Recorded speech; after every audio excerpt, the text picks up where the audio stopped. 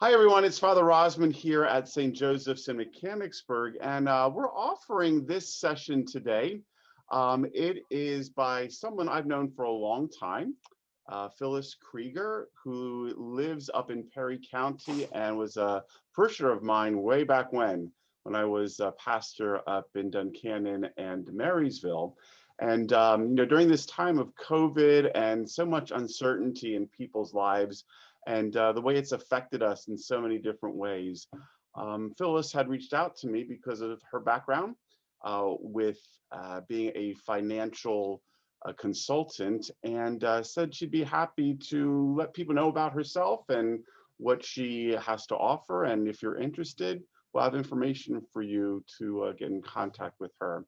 I'm also joined by Mary Vukolich, who's on staff with us here in charge of all of our formation programs for adults, and it's great to be with the two of you, Mary and Phyllis. So Phyllis, welcome virtually to St. Joseph's. And as we begin this session, just tell us a little bit about yourself, your family, and how you got involved in all of this. Okay, well, thanks for having me. I'm really excited to tell you all about it. A little about me: I was born in the Bronx, Jewish. I was raised in a dysfunctional home.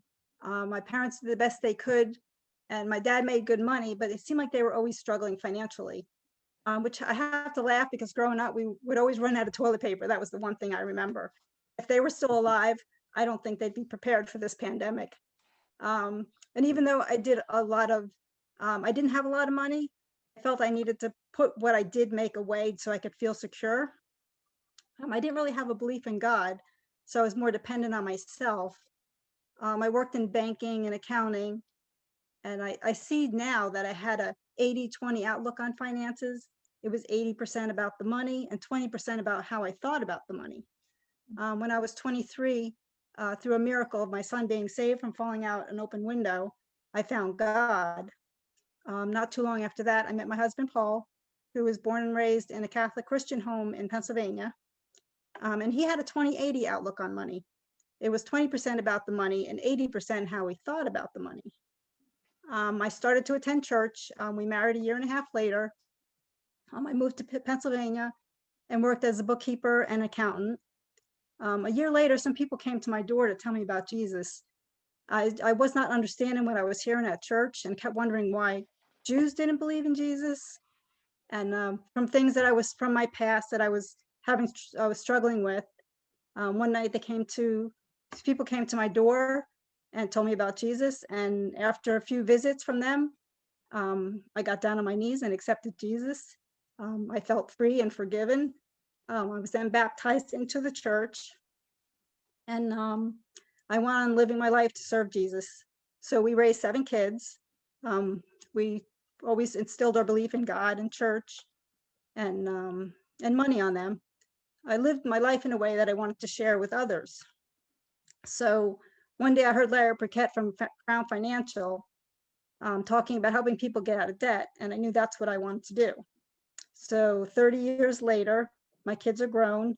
I work towards my Dave Ramsey certification in financial coaching, and I'm hoping to help families have hope that they can live debt-free and raise their families. Wow, that's a beautiful story, and wow, what a wonderful journey that you've had into our Catholic faith, and to be a wife and a mother, and now wanting to share, the blessings that God has given you. I'm familiar with Dave Ramsey. We did a Financial Peace University seminar here. I think there's a lot of wonderful information that can be shared that way. But you talked about financial coaching, and why do you feel like you have so much to offer, and what does it do for you personally as a financial coach? Well, I enjoy numbers. I love working with numbers. I know my checkbook has to balance to the penny. That's just the way I am. But after I took the training, and I realized coaching isn't just not about the money. You're a coach. You're guiding people with their finances. So like I'm the coach, but they're the players on the field. They're making the plays, they're scoring, and I just love to see them succeed. So I'm like their cheerleader, and I'm there for them, whatever they need. Even though I have a banking and accounting background, I think what helps me the most is my lifetime experience and the heart that I really want to help others get ahead. You talk about a family money management plan in the literature that you sent me.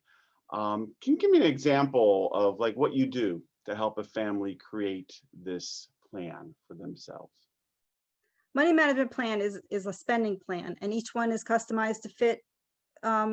Each family is different, so it'd be customized to fit them. It helps them see where their money's going, and where it needs to go.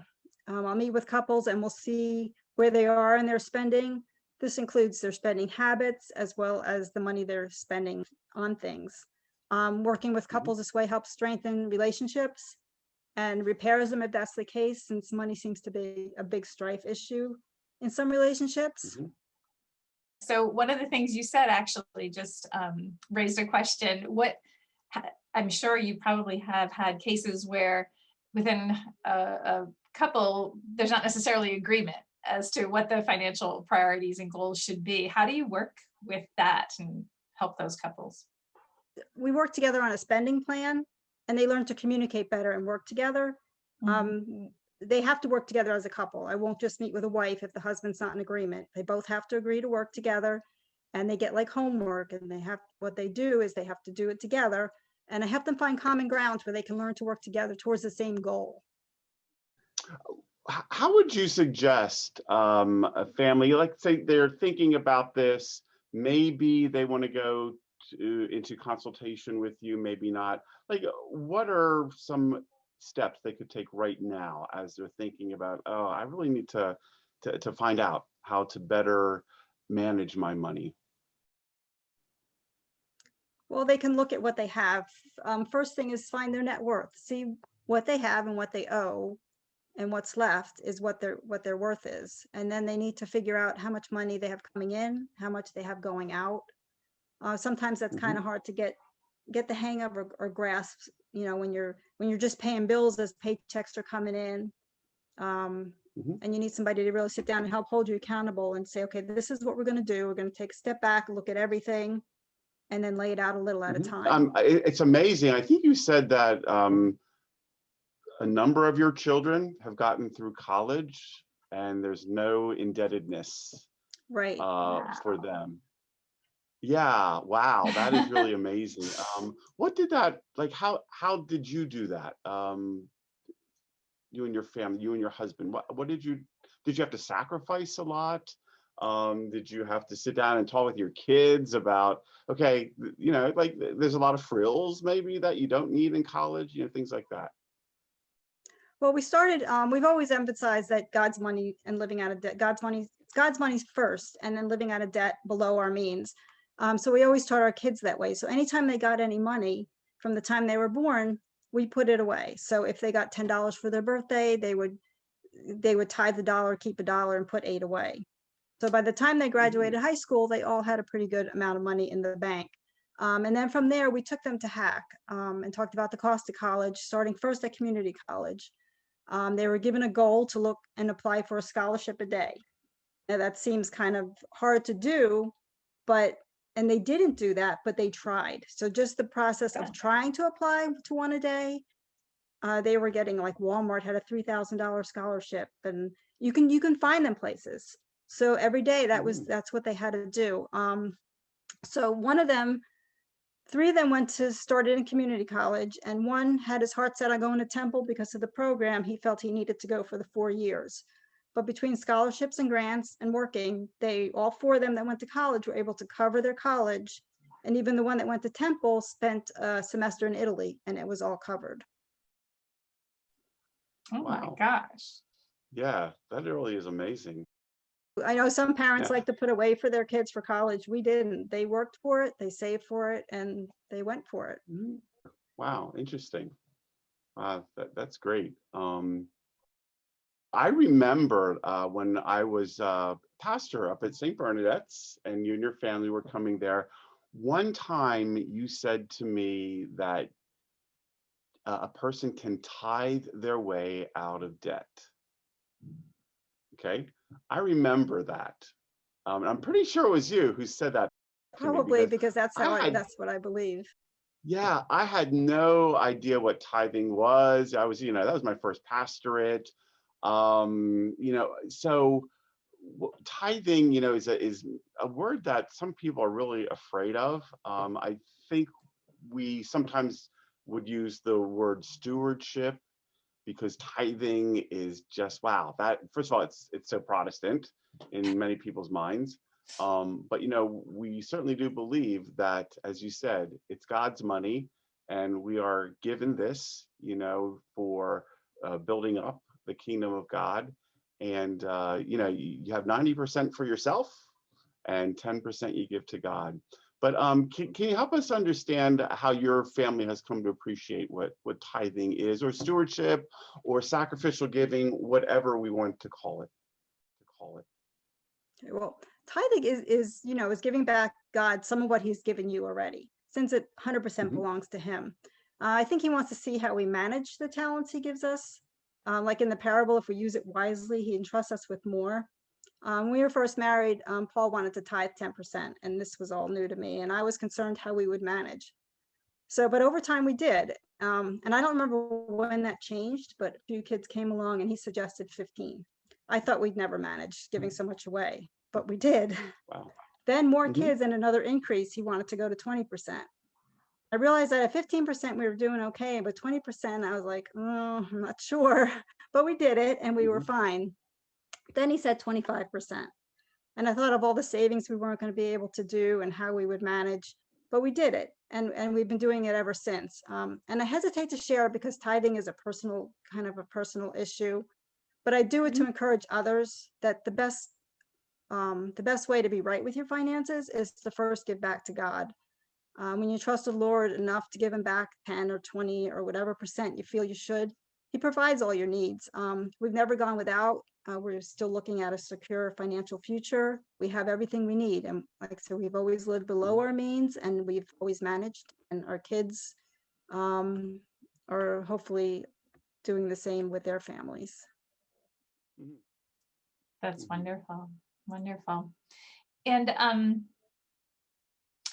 how much does it cost for a family to kind of assess what their situation is and come up with this plan? You mean my fees? Yeah. Okay. Well, the first we do a 30-minute free consult, and that's just to see if we're a good fit, because maybe they don't like working with me or I can't help them.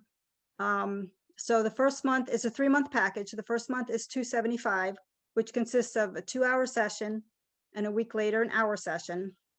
And then the second and the third months are $250 each, and we'll meet twice a month for an hour. They can email me anytime with questions in between. A budget usually takes about 30 to 90 days to get the hang of, so we'll continue to meet. We can continue to meet after the 3 months on an accountability and growth plan, which I have, and that's $125 a month. Okay. In addition, any money made from parishioners, 10% will be tithed back from my company to the church. Nice. Very kind of you. Thank you for that generosity. Yeah, that really is wonderful. And again, with my experience briefly with Financial Peace University, the whole spiritual aspect that we are called to put into these gifts that God gives us. So that's, I think, one of the beautiful things that you have to offer, in what I know of your service as a consultant. So what I think we're going to do is put some information up about how people can get in touch with you, either via email or Facebook or other ways of communicating. Is there a preferred way that you have of people getting in contact with you? Whatever works for them. I have my website should be up and running. I have a Facebook. It all links to an email to either contact me, or it links right to a calendar where they can schedule a 30-minute free consult. It wouldn't cost them anything just to set it up, and we'll chat about what's on their mind, and if it's something that they feel I can help them with, great. And Phyllis, anything else that you think we should know during this little chat session that we're having with you? Just that I know it's a hard topic when people are in debt. or living paycheck to paycheck, or they think they're doing okay, but they really don't have the savings that they need, or they're worried about, you know, the kids' education. It's a hard thing to step forward and say, I need help. And everything I do is confidential, and I totally understand, because before I met my husband, I was juggling bills on my credit card, trying to pay for my son's medical bills and manage everything. So I understand the struggle, but when you get out of that and you see where you were, and it's like, wow, I was there, I could help people, you know, that are there also, you know, and that's my heart to really do that for people. So like I said, it's hard to come forward and say, you know, I've really got this problem and I need guidance. But there's a lot of value in getting help from somebody else that can pull you out of that. Okay, Definitely. great, wonderful. We appreciate you offering this information, and we'll put your information, your contact information up, and hopefully someone who is in need at least will give you a call and find out a little bit more of what you have to offer for them. Okay, All thank you right. so much for having me. Appreciate it very, very much. God bless you and all that you do and your family. Thank you.